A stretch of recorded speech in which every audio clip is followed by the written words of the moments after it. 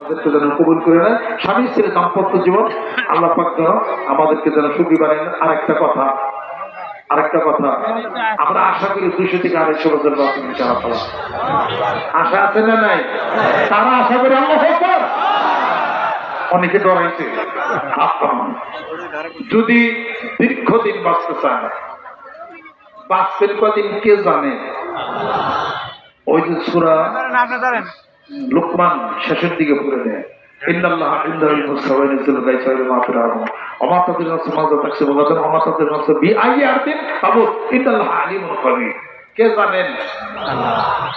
আমরা জানি না, তবে আশা করি আল্লাহ এই পন্থা অবলম্বন করলে তার উসিলা করে আমাদেরকে দীর্ঘ হায়াত দিয়ে দাও।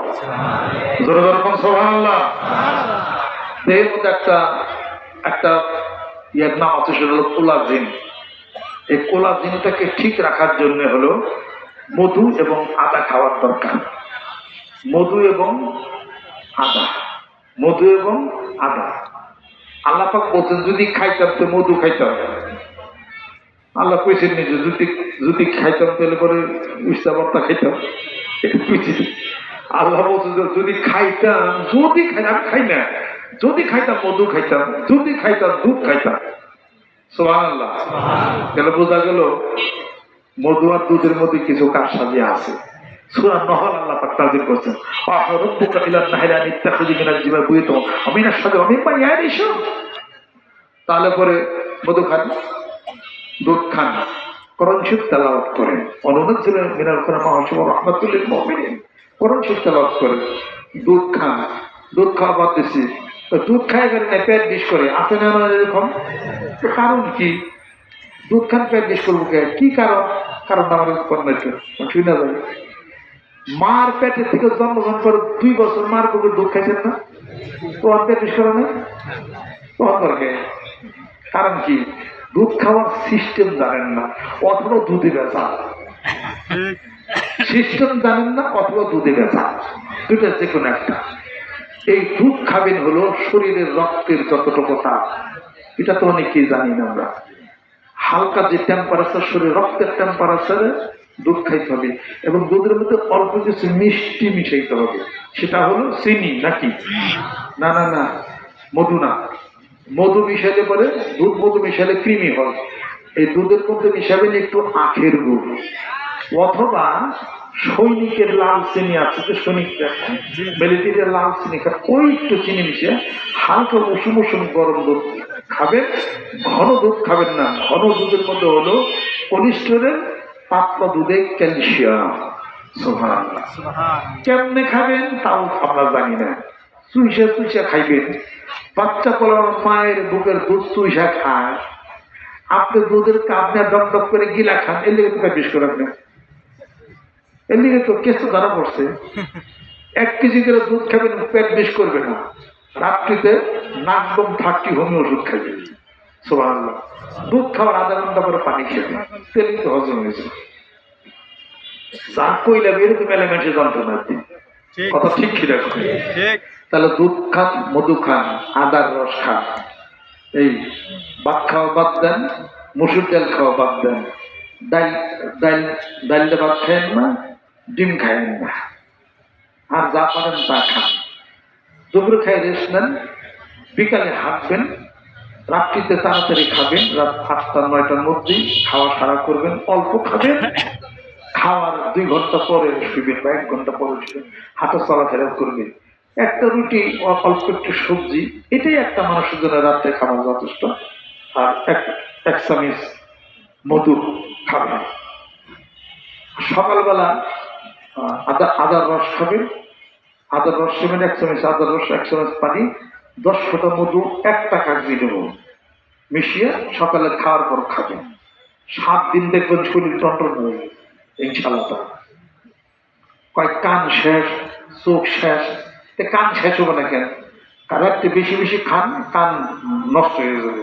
খায় সেরে সব কান নষ্ট হবে, চোখের জ্যোতি নষ্ট হয়ে যাবে, দাড়ি চুল পেকে যাবে, এত কিছু হবে আপনার। এগুলো করেন না। কম খাইবেন বেশি বাঁচবেন, বেশি খাইবেন কম বাঁচবেন। কোনটা নেবেন? আল মুমিনু ইয়াকুলু মিন নিয়াইন ওয়াহিদিন ওয়াল কাফিরু ইয়াকুলু মিন সাবাতি আমাইন। হাদিস শরীফ কিতাব আল-আতিমা মিশকাত শরীফ খুলে দেখে।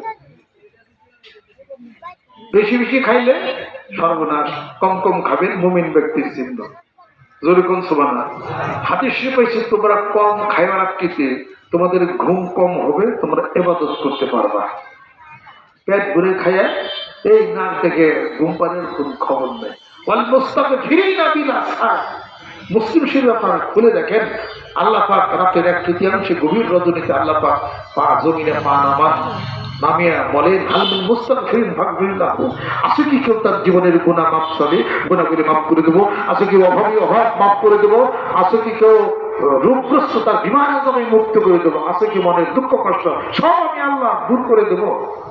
আর শেষ রাত্রিতে কন্দনকারী যারা আল্লাহ পাকের কাছে কান্নাকাটি করে, আল্লাহ পাক বললেন আমার অমুক বান্দা কান্দে কেন? আমার দেখছে নাকি? হয় দেখে না। তাহলে আমার জাহান্নাম দেখছে? তাও দেখে না। আমার দেশও দেখছে? তাও তো দেখে না।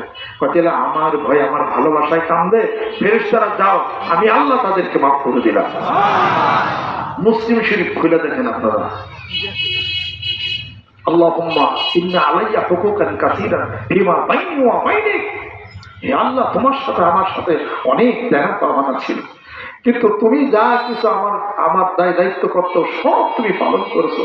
আমাকে খাওয়াইছো, আমাকে বিবি বাল বাচ্চা দিছো, সমস্ত কিছু দিছো তুমি, কিন্তু বিপরীতে হে আল্লাহ আমি তো তোমাকে কিছুই দিতে পারি না। আমি তো একবার সুবহানাল্লাহ বলছি, একবার নামাজ পড়ছি, আমার জীবনের সমস্ত গুণাগুলো তুমি মাফ করে দাও। এইবার যদি তার হিসাবে ইয়াসির আল্লাহ পাক যদি দানের দেন, আল্লাহ পাক তার পর্দার আড়ালে বান্দাকে নিয়ে যাবেন, বলবেন বান্দা এই কাজ কেন করছো? বান্দা বলে আল্লাহ আমি করে ফেলেছি, আমারে তুমি মাফ করে দাও। আল্লাহ বললেন যে পর্দার আড়ালে তুমি জান্নাতে ছেড়ে দাও। জোরে জোরে বলো সুবহানাল্লাহ। সেই মহান মাবুদের ইবাদত বন্দেগীর জন্য রাত্রিতে কম কম খাইতে হবে। রাজি আছো? আল্লাহ তুমি কবুল করে নাও, রহমত করে দাও। হাত সমান। আমার মনে হয় এইবার দেশে চ্যালেঞ্জ দাম মনে হয় তাও কম মনে 3 দিন না খেতে লোক করা 12,000 আমার গাড়ি দিছি 1 লাখ টাকা গত বছর, এবার আরো 1 লাখ টাকা 12,000 বাড়ছে। বাংলাদেশে বাড়লে কোন জিনিস কমে না, মনে রেখে দিয়ে দোয়া করেন আল্লাহ যেন সবকিছু স্থিতিতে আল্লাহ পাক যেন এনে দেন। একমাত্র আল্লাহর অনুগত ছাড়া, কোরআনের অনুগত ছাড়া, রাসূলের অনুগত ছাড়া, ইসলামিক জীবন ব্যবস্থা ছাড়া এই দেশের ভাগ্যের উন্নয়ন পৃথিবীর কোন নেতা করতে পারবে না। এটা চ্যালেঞ্জটা। কারণ ওই নেতার নেতৃত্বের মধ্যে কোরআনের আলো নাই, যে কিসের নেতৃত্ব সেটা কোরআনই বোঝে না, ওর কথাই বল দিতে পারে না, আউযুবিল্লাহ করতে পারে না। আমি আপনাদের খেদমতে আরজ করতেছি, আসেন এমন শাসনকর্তার দরকার যে নাকি বক্তৃতার মঞ্চের টেবিলের মধ্যে